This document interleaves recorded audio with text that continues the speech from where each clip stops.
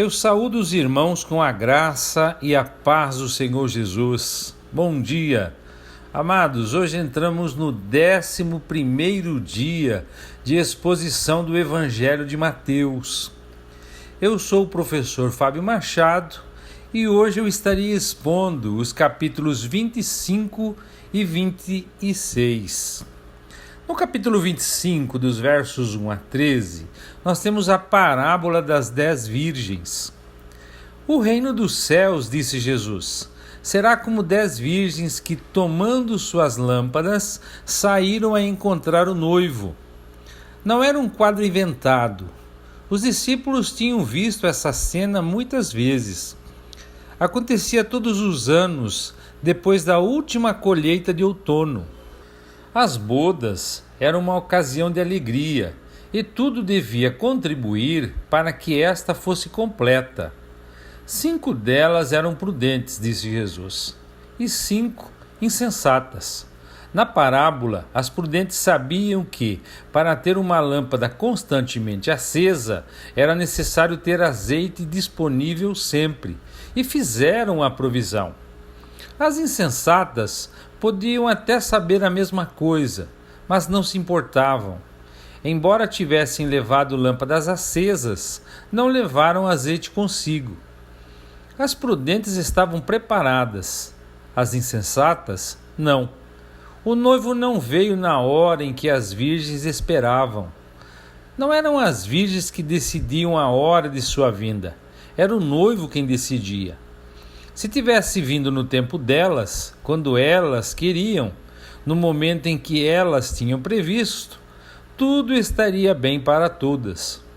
Porque não veio quando era conveniente para todas elas.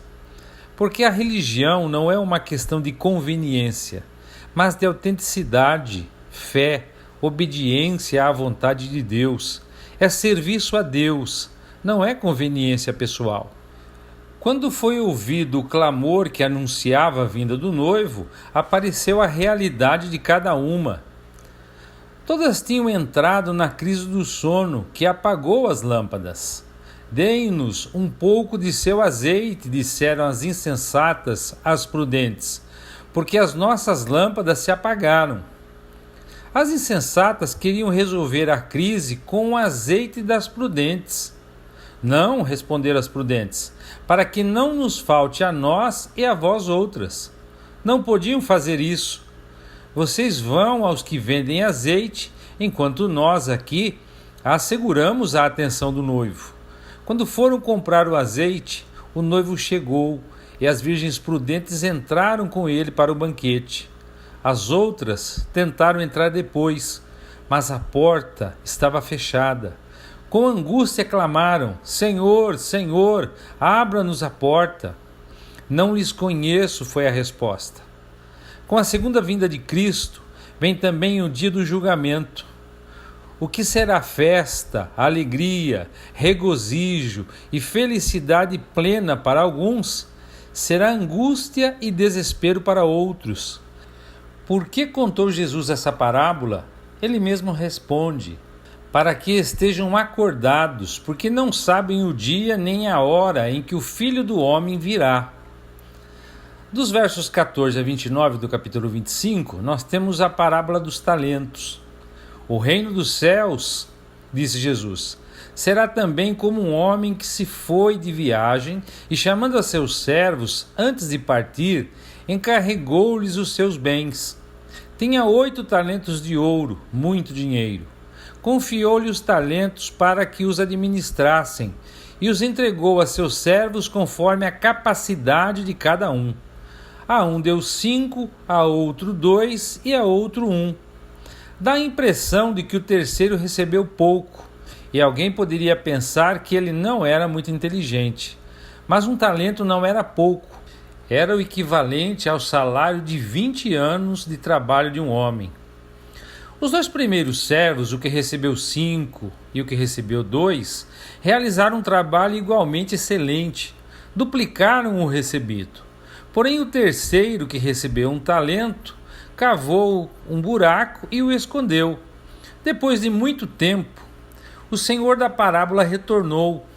Não há uma precisão com relação ao tempo. Foi simplesmente muito tempo. O importante é que o Senhor retornou e foi ajustar as contas.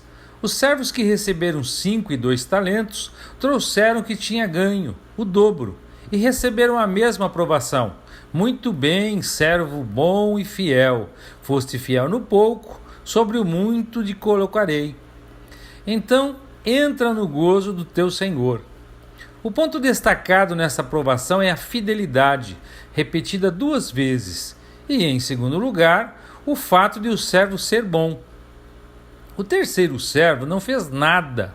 Senhor, disse-lhe, sabendo que és homem severo, que ceifas onde não semeaste e ajuntas onde não espalhaste, receoso escondi na terra o que é teu. Aqui tens o teu talento.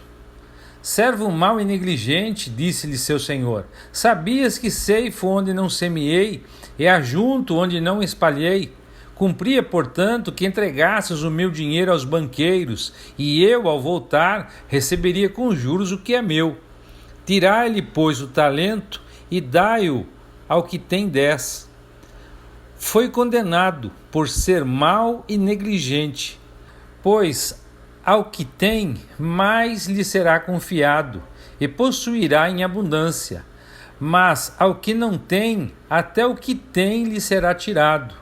Quanto ao servo inútil, lançai-o para fora às trevas, ali haverá muito pranto e ranger de dentes.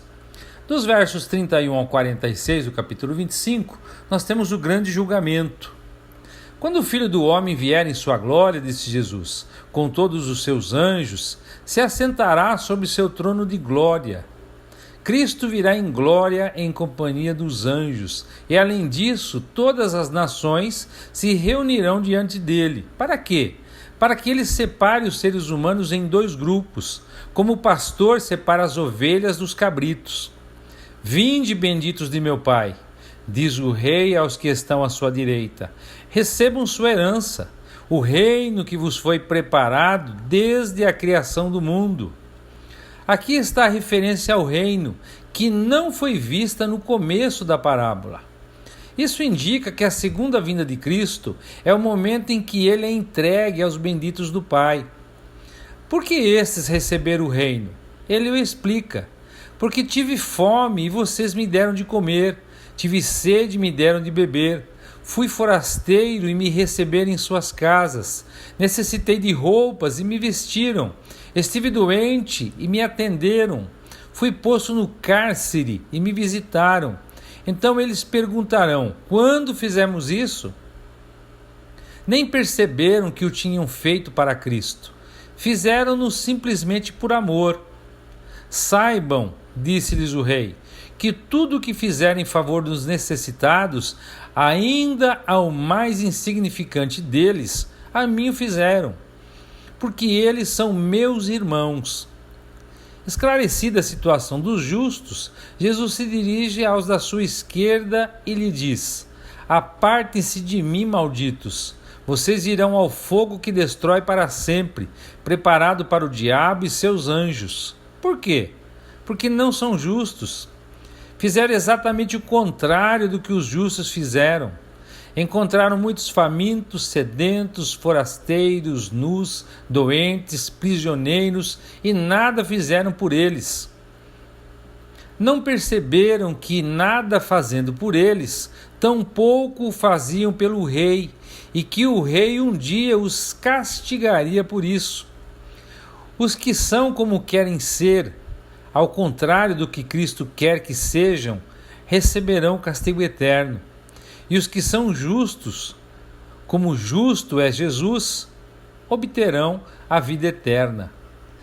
No capítulo 26, os versos 1 a 5, nós temos o plano para tirar a vida de Jesus. Bem sabe vocês, disse Jesus a seus discípulos, que só faltam 2 dias para a Páscoa. 2 dias mais tarde, a parte simbólica da grande festa acabaria. A realidade substituiria o símbolo. O Messias ocuparia seu lugar como cordeiro. Por isso, Jesus mais claramente que nunca lhes disse: o Filho do Homem será entregue para que o crucifiquem. Os chefes dos sacerdotes e os anciãos do povo, reunidos no palácio do sumo sacerdote Caifás, planejavam como prender Jesus para matá-lo. Porém, tinham um problema. Não podia ser na Páscoa. Era ilegal e o povo podia amutinar-se. Além disso, todo esse processo podia contaminá-los e impedir sua participação na festa.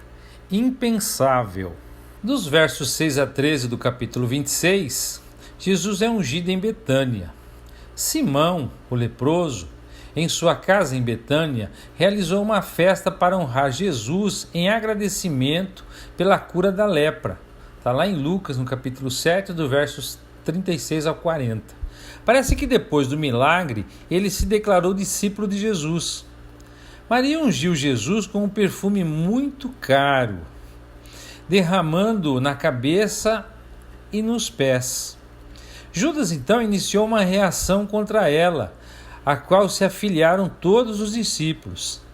Para que esse desperdício, protestaram.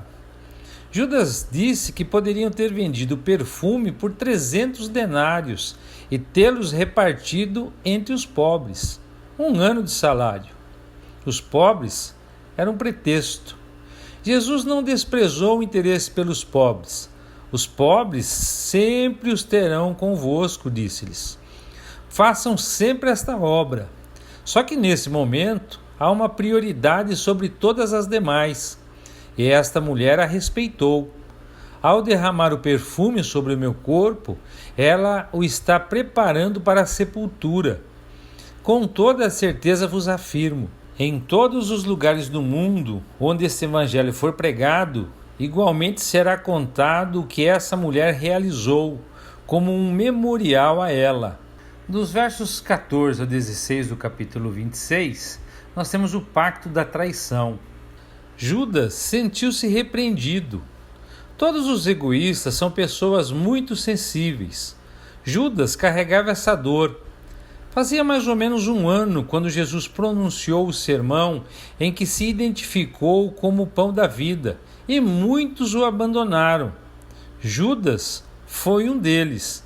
Deixou-se levar pelas forças destruidoras do maligno e se afastou do Senhor Jesus.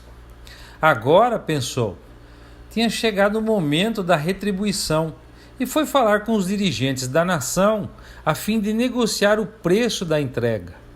30 moedas de prata. Pouco, só o valor de um escravo. O preço exato do Messias, predito pelo profeta Zacarias, no capítulo 11, verso 12, o preço da traição. E a partir de então, Judas esperava uma ocasião apropriada para entregar Jesus. Dos versos 17 ao 19, nós temos os discípulos preparando a Páscoa. Na quinta-feira, 13 de Nissan, no calendário hebraico, foi o dia da preparação da Páscoa. Onde queres que te façamos os preparativos para comeres a Páscoa? Perguntaram os discípulos. Mateus diz que Jesus lhes deu indicações a respeito de uma casa em Jerusalém, onde, logo depois de falar com seu dono, deviam fazer os preparativos. Tinha que ser dentro dos muros da cidade. Além disso, lhes deu uma mensagem para o dono da casa. O meu tempo está próximo, disse o mestre. Em tua casa celebrarei a Páscoa com os meus discípulos. E assim foi feito. Dos versos 20 a 25 do capítulo 26, o traidor é indicado. Saibam bem, disse-lhes, que um de vocês me trairá. Todos ficaram muito impressionados. Ninguém culpou ninguém. Seria uma acusação muito grave contra alguém e uma exposição a um engano imenso. Cada um perguntou, sou eu, Senhor? Preferiram que Jesus indicasse o traidor, e ele o fez.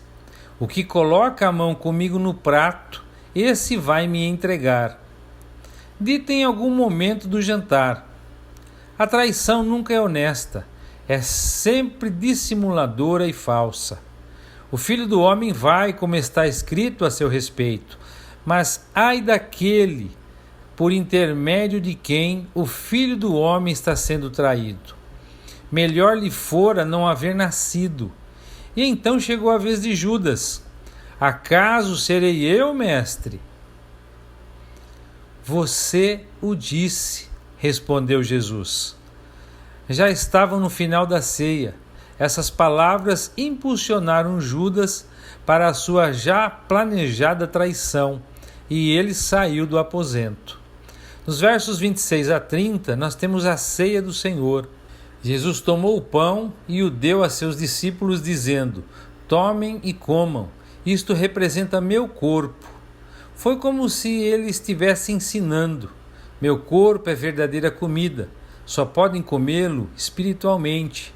Depois tomou a taça com o vinho e lhes disse: dela bebam todos, isto é meu sangue, do novo pacto, derramado por muitos para perdão dos pecados. Receberão a vida que meu corpo e meu sangue comprarão para vocês, e a vida que eu lhes darei permanece para sempre. Este símbolo terá valor todos os dias em que vocês o praticarem, até que outra vez o bebamos juntos no reino de meu Pai. E depois de cantarem um hino, saíram para o Monte das Oliveiras. Nos versos 31 a 35 do capítulo 26, Pedro é avisado: todos vocês se escandalizarão comigo esta noite, disse-lhes, porque está escrito: ferirei o pastor e se dispersarão todas as ovelhas do rebanho. As ovelhas ficariam sem líder, sozinhas, não saberiam como agir sem ele. Mas não se aflijam, disse-lhe Jesus. Depois que eu ressuscitar, irei a Galiléia para me encontrar de novo com vocês. Começaremos tudo de novo. Pedro, impetuoso como sempre, apressou-se em dizer: embora todos te abandonem, eu jamais te deixarei. Tu me negarás 3 vezes, disse-lhe Jesus, e acontecerá esta mesma noite, antes que o galo cante. Jamais te negarei, respondeu-lhe Pedro, ainda que tenha de morrer. E todos repetiram sua promessa. Dos versos 36 ao 43, Jesus no Getsemane. Detiveram-se no jardim do Getsemane, ao pé do Monte das Oliveiras. A tradição diz que esse jardim pertencia a Maria, mãe de João Marcos, assim como o aposento onde celebraram a Páscoa. Se foi assim, entende-se a liberdade de uso que Jesus tinha de ambos os lugares. Tão logo chegaram ao jardim, Jesus disse: sentem-se aqui, enquanto vou ali orar. E levando consigo Pedro, Tiago e João, convidados a acompanhá-lo a um lugar mais retirado. O mestre estava triste e revelou: minha alma está muito triste até a morte. Fiquem aqui comigo e vigiem. Não só lhes disse: sentem-se, vigiem, mas também estejam acordados, participem comigo, envolvam-se no que estou fazendo. Não durmam quando eu mais necessito de vocês. Estejam junto comigo neste momento de crise. Jesus fez a mesma oração, que repetiu 3 vezes naquela noite. Meu Pai, se possível, passe de mim este cálice. Todavia, não seja como eu quero, e sim como tu queres. Mas ao retornar à presença dos seus discípulos, os encontrou dormindo e questionou a Pedro: e então, não pudestes vigiar comigo durante somente 1 hora? Vigiai e orai para não cairdes em tentação. O espírito com certeza está preparado, mas a carne é fraca. E afastando-se uma vez mais, repetiu a mesma oração ao Pai. Depois dessa segunda oração, voltou até onde estavam seus 3 discípulos e os encontrou ainda dormindo. Já não os despertou. Retirou-se dali para orar pela 3ª vez. Mateus diz que repetiu o mesmo da segunda oração. Então ele volta para os 12 e lhes anuncia o que está para acontecer. Ainda dormis e repousais.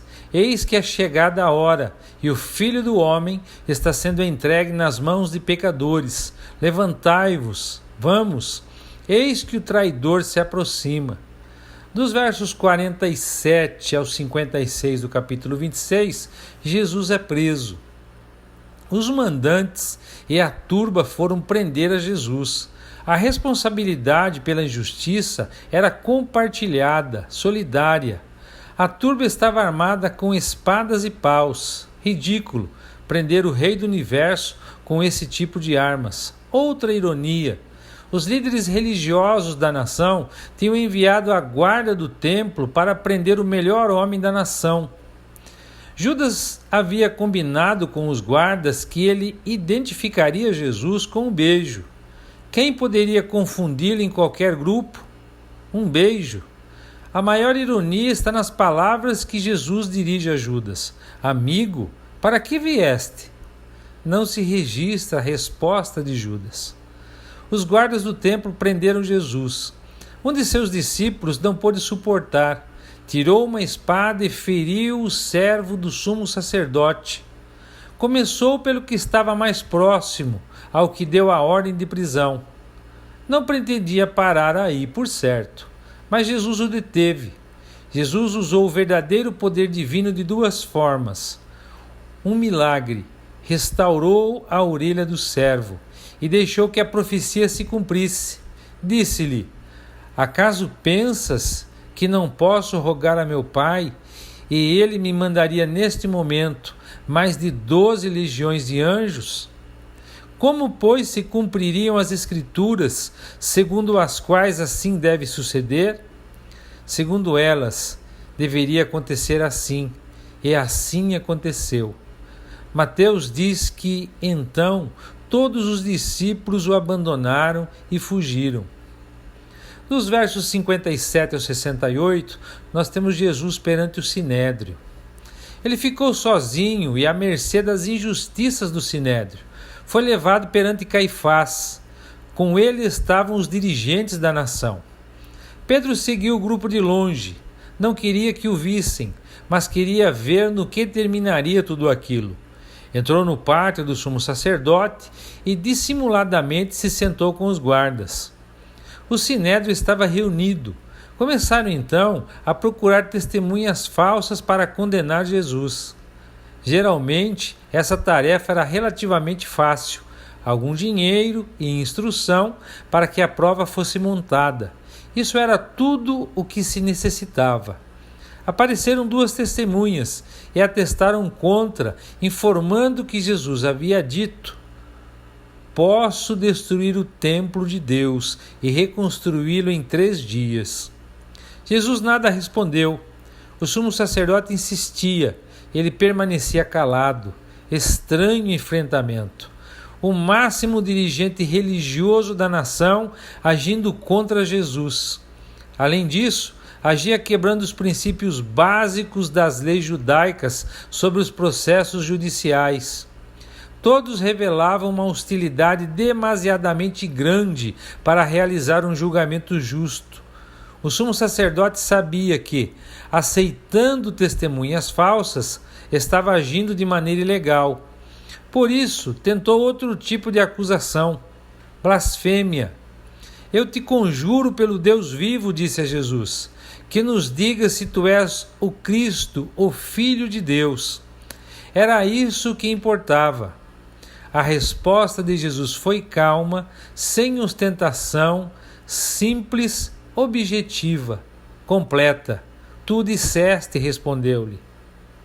Entretanto, eu vos declaro que desde agora vereis o Filho do Homem assentado à direita do Todo-Poderoso e vindo sobre as nuvens do céu.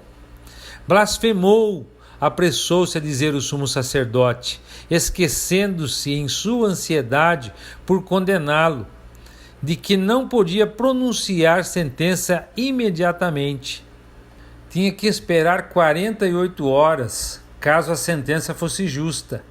Mas como era injusta, que diferença faria o tempo? Além disso, a ordem era condená-lo antes da Páscoa. E rasgou os vestidos, coisa que nunca poderia fazer. submeteu a acusação à decisão do Sinédrio, imediatamente, o que também era ilegal. Merece a morte, sentenciaram os membros do tribunal, e começaram a ultrajá-lo, a castigá-lo e a escarnecer dele. Nada disso foi feito dentro da legalidade. Profetiza-nos, ó Cristo, quem é que te bateu? Dos versos 69 ao 75 do capítulo 26, Pedro nega Jesus. Pedro se encontrava no pátio, onde estavam os guardas e os servos, porque ninguém acompanhava o desenvolvimento do julgamento. De repente, uma criada se aproximou dele e lhe disse: "Você também estava com Jesus o Galileu." Pedro, que não esperava falar com ninguém, surpreendeu-se.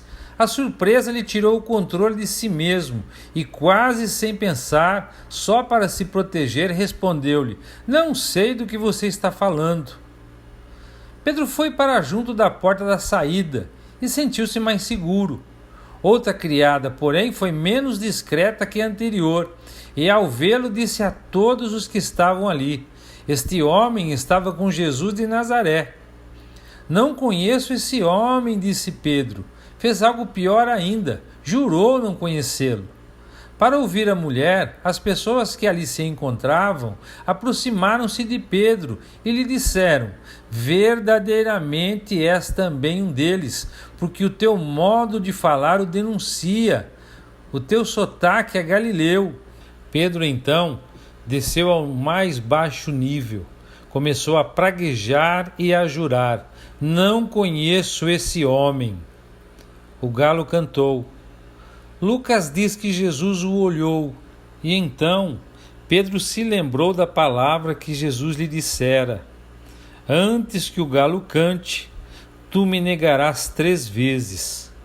E saindo dali, chorou amargamente. E assim, amados, terminamos a exposição de hoje. E eu gostaria de deixar para a meditação dos irmãos as 3 parábolas que mencionam a entrada no reino e o julgamento. Entram nas bodas os que estão preparados. Segundo a experiência das 10 virgens, estão preparados os que têm o Espírito Santo, e com ele todos têm os dons da divindade. Segundo a parábola dos talentos, estão preparados os bons e fiéis servos, os que, sendo bons em seu interior e naquilo que realizam exteriormente, fazem com eficiência uma obra missionária confiável. Segundo a parábola das ovelhas e os cabritos, estão preparados para a segunda vinda de Jesus os que têm feito obras de serviço semelhante às que Jesus fez quando esteve na terra. Os 3 elementos fundamentais para a preparação do cristão: o Espírito Santo controlando sua vida inteira, sua fidelidade na missão, seu abnegado serviço cristão ao próximo, descrevem-no como uma pessoa preparada para o reino dos céus, para ser salva da condenação do julgamento e pronta para entrar na vida eterna. Que o Eterno os abençoe e até amanhã, se Deus quiser.